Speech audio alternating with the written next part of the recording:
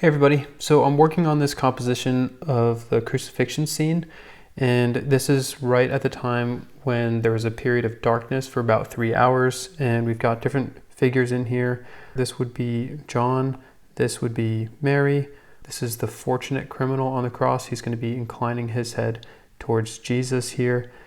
We have two Pharisees, and who knows, maybe one of them would be Nicodemus. Might be kind of interesting.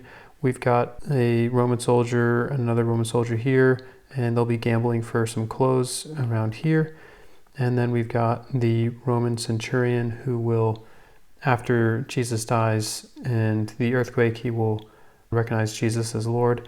Then we have this other criminal. Now back in here we have the temple of Jerusalem.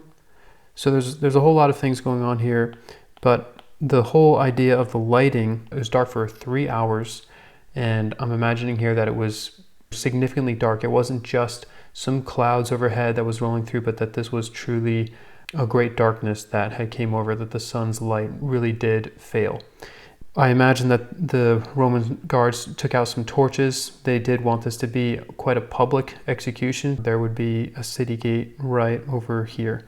So just some little things there. I might go into more detail at another point about how I've arrived at this composition, but what I want to work on now is Mary Magdalene, who's down here.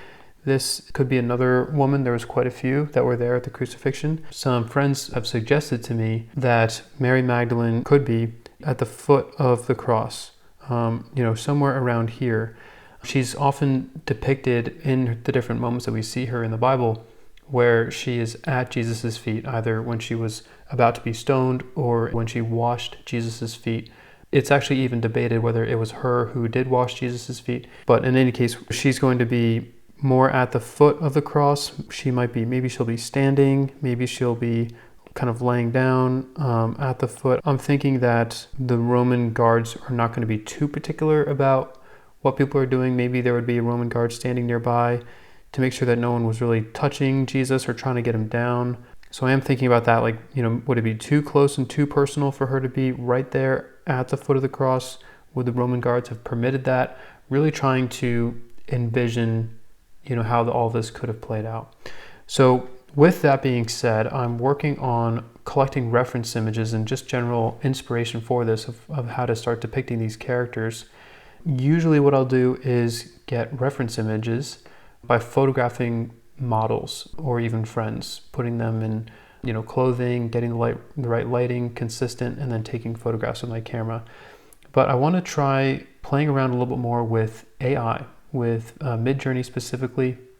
Here we are in Midjourney, and you can see some reference images that I've put together. I've started to so these basically I can type in some prompts and get some good ideas and good inspiration for what I might want to go for when I take a photo shoot. And who knows, maybe I'll even just hit the nail on the head with something that's really good. So you can see my prompts in here: Mary Magdalene crying at the feet of Jesus on the cross, and AI churned out a few of these images for me. The lighting has to be consistent, but I can learn a bit. I can get really good inspiration from some of these things. This one I think was helpful to me to see this and how she sort of kind of collapsed at the foot of the cross, and the tears that are falling down. Obviously she wouldn't have a crown of thorns on her head. And I also saw this one that was I think really striking. I'd have to zoom out quite a bit, and thankfully there's a lot of features that allow me to do that. So I zoomed this out by 5, and then I just got these images here. So now she's getting further away. You can see how her face isn't changing, but the background is changing. And so I'm thinking to zoom this out yet still more. So I accidentally just sent out these prompts here, but we're going to be looking at this one once it comes in. And then while that's working, I can also get some more compositions going. So I'll say Mary Magdalene before Jesus on the cross. Kind of just trying different words to see what I'll get. My aspect ratio is 4:3, which is consistent with the painting. Okay, so now we are zooming out more. So this is zooming out by 2. So I'm looking more at her feet. That looks pretty good to me, but would she be sitting like that in that position? Probably not. That looks a little bit, this could be, Maybe her knee is here and then her legs drape out this way. It'd be nice if her legs were draping out the other way. And I'm getting a lot of glare. I'm just gonna change my shirt. My shirt is actually creating glare on my computer screen. Okay, we are back. I have better lighting now. So what I'm also wondering is if I make some strong variations of this original image to see if I can get some different expressions to play with. Okay, so we're gonna try remix here. So I'll do strong looking up and we'll see how that goes. We'll try subtle. See what we get there. I think we'll go for this one. I'm gonna zoom this out by 5 if it'll let me. 2 might be the most that it will do.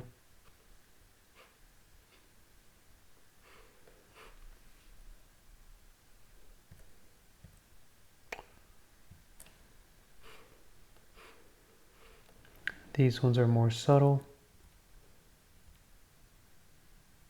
So this one is interesting to me. Feels a bit odd in the forehead, but it's a very good expression. So I will zoom that out more. I'm gonna try remixing it again. Let's just say anguish. See what we get there.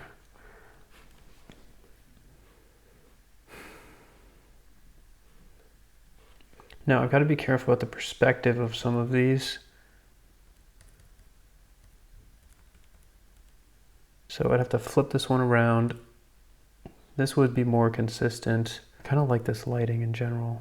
This perspective is we're too above her for my composition. This would be more acceptable. This almost, I think, more of Mother Mary for this one. I wonder if, we'll have to zoom, let's try zooming this out to see. Let's take a look at some of these that have zoomed out more.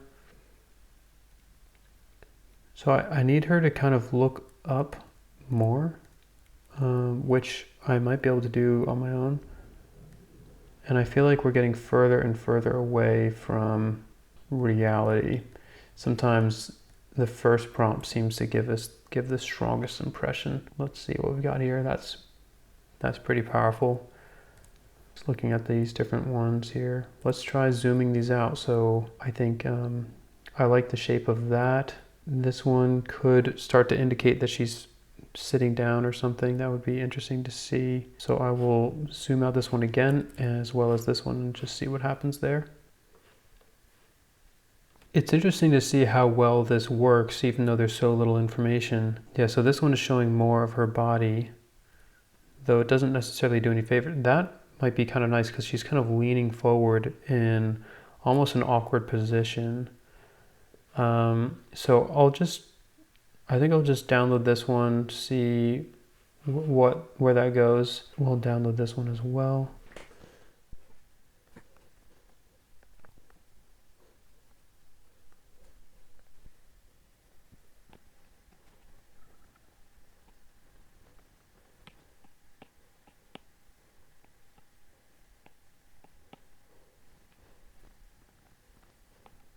So it could be something along those lines. I'm not quite sure if that's the expression that I want to go for. It might compete with Mother Mary a little bit, but I'll start here and explore some other references with some of these different characters. And if you guys have ideas on how these characters should be depicted, if you have scriptural basis for how they could be shown here in reacting to Jesus dying on the cross, if you can place yourself into the shoes of the Pharisees, of Mother Mary, of the Roman centurion, these other characters, what characters do you think there were? What expressions do you think they have and why? I would love, absolutely love to hear your comments, to hear your thoughts, and just want to give God the glory in making this composition, being faithful to the Bible in depicting the scene, and then looking at the science and archaeology behind it, looking at church tradition as well.